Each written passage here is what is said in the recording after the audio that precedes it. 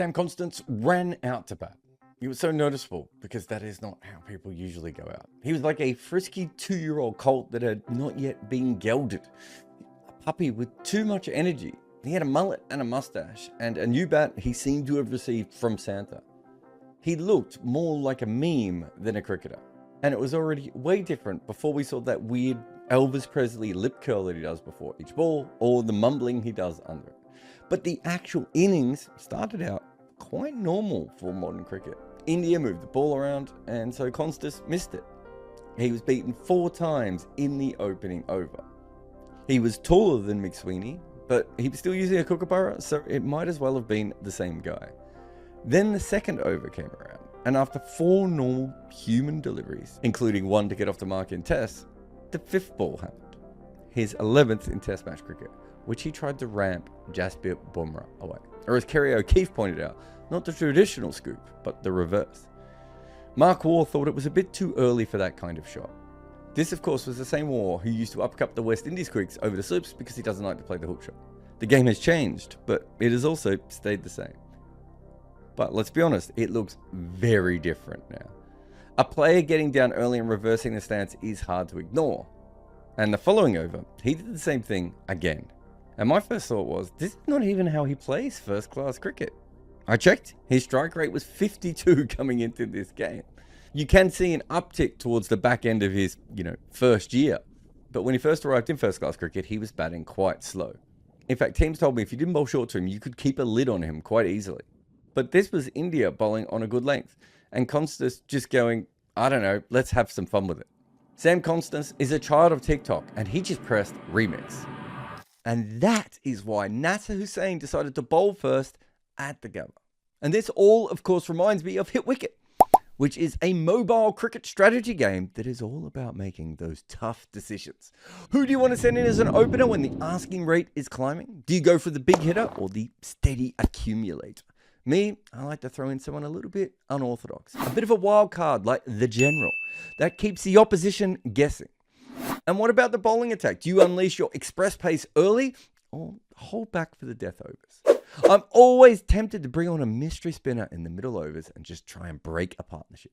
Hit Wicket puts you in the captain's chair. You draft the squad and select the batting order and even decide when to use those game-changing abilities. Do you burn your 2 times ability to chase down a big total or save it for a critical moment later on? It's strategic, it's addictive, and it's more nerve-wracking than facing a show-up act-up bouncer. Give it a go. Download Hit Wicket and see if you've got the tactical nous to win. There used to be a thought that to dominate a fast bowler, you needed to hit them back over their head. Now the batter ramps the ball over their own head. The genius of this, of course, is that it is way harder to set a field to. Then you add in the reverse angle. It means that there are now 2 parts on the field to cover, and it upsets everything.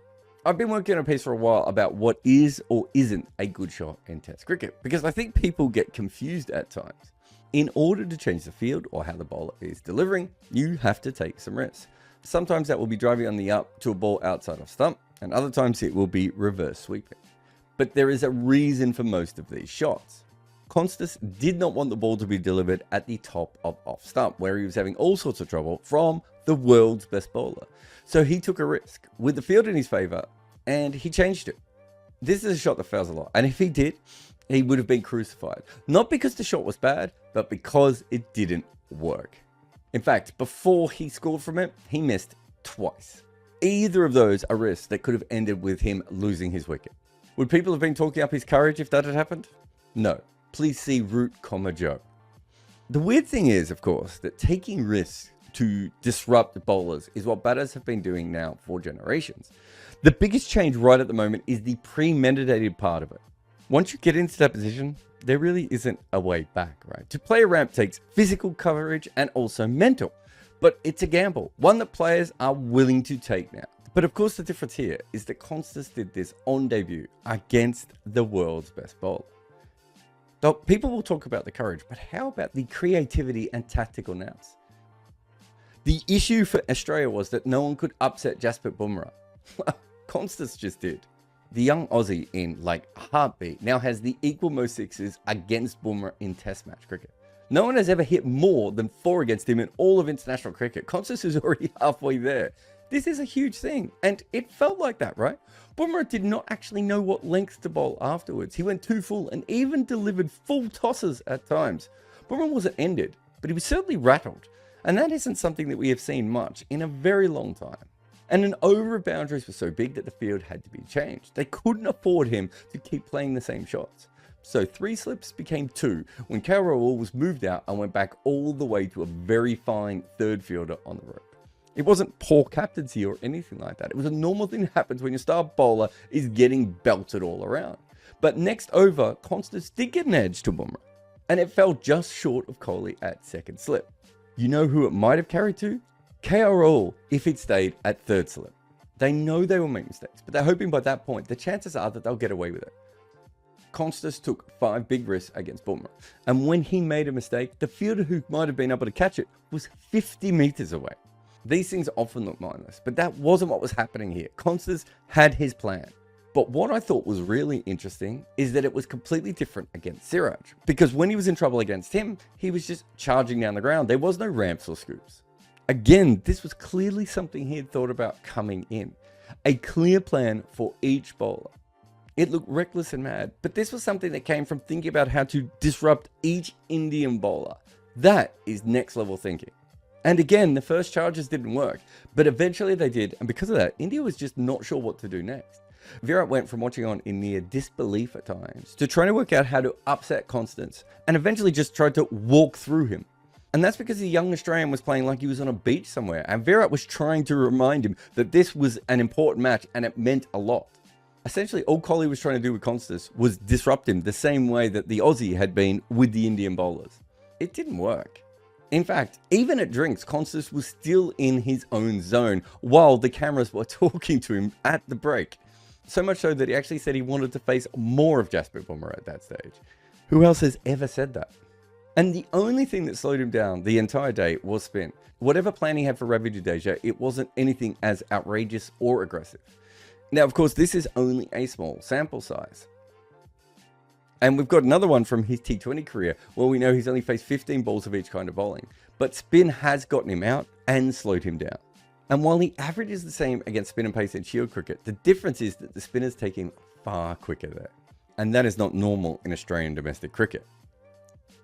And when we take a closer look at some of the names who've dismissed him, we see that the ball spins away a lot. Lloyd Pope and Mitch Swepson have both got him out with their leg spinners. In the Big Bash, it was Akil Hassan. And now Ravi Jadeja. And look, this isn't really that uncommon for a young Australian batter, especially one like Konstas who looks like he spent almost all of his youth in front of bowling machines. But the truth is, if you can work out Jasprit Bumrah at 19, even once, it is a very good sign that you have elite problem-solving skills. So maybe spin will bother him, but nothing else really seems to. When he was dismissed, he wasn't out the back worried that he hadn't gone on to make 100 or put Australia in a huge position in the game. He just went down to the boundary and took a bunch of selfies and signed autographs. It was almost as bizarre as some of the shots he played off Bumrah. Look, we still don't know that much about Konstas. He is 19. He's probably still just working himself out. He's more lip-curled than professional cricketer right at the moment. But from the few things we do know, he plays like someone who has never failed at all in his life. He sees the game differently. He loves the fans' attention and actually seems to enjoy what he's doing. And he is willing to look stupid. But there is a big difference between looking that way and being dumb.